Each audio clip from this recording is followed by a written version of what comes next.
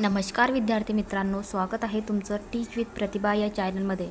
तर बघा विद्यार्थी मित्रांनो, मला भरपूर स्टुडंटचे मेसेज येत आहेत का आम्हाला आमचे मार्क्स सांगा, आमच्या जिल्ह्याचे मार्क्स सांगा। तर बघा विद्यार्थी मित्रांनो, आरोग्य.महाराष्ट्र.gov या साईटवर जाऊन तुम्ही तुमचा रिझल्ट बघू शकता।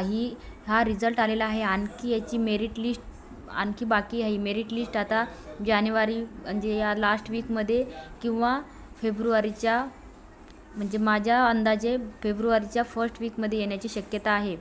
तर हे बघा, तुम्ही तुमचे मार्क्स इथून तुम्ही चेक करू शकता। नॉर्मलायझेशनचे मार्क्स आणि ऑब्जेक्शन मार्क्स दोन्ही पण इथून तुम्ही चेक करू शकता।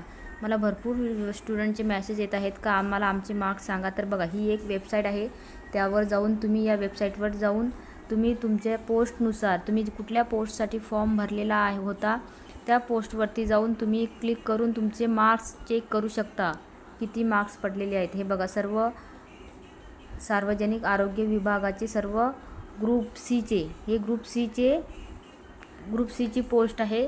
ज्यांनी ग्रुप सीच्या पोस्टसाठी एक्झाम दिलेली आहे त्यांनी याच्यावरती जाऊन आपली गुणपत्रिका किंवा आपले मार्क्स चेक करू शकता। ग्रुप डीचा पण याच्यामध्ये आहे। हे बघा, ग्रुप डी साठी आणि ग्रुप सी साठी ज्यांनी एक्झाम दिलेली आहे त्यांनी आपला रिझल्ट आरोग्य.महाराष्ट्र.gov या वेबसाईटवर जाऊन चेक करू शकता किती तुम्हाला मार्क्स आहेत। तर नॉर्मलायझेशनचे मार्क्स आणि आफ्टर ऑब्जेक्शनचे मार्क्स दोन्ही मार्क्स तुम्ही याच्यावरती चेक करू शकता।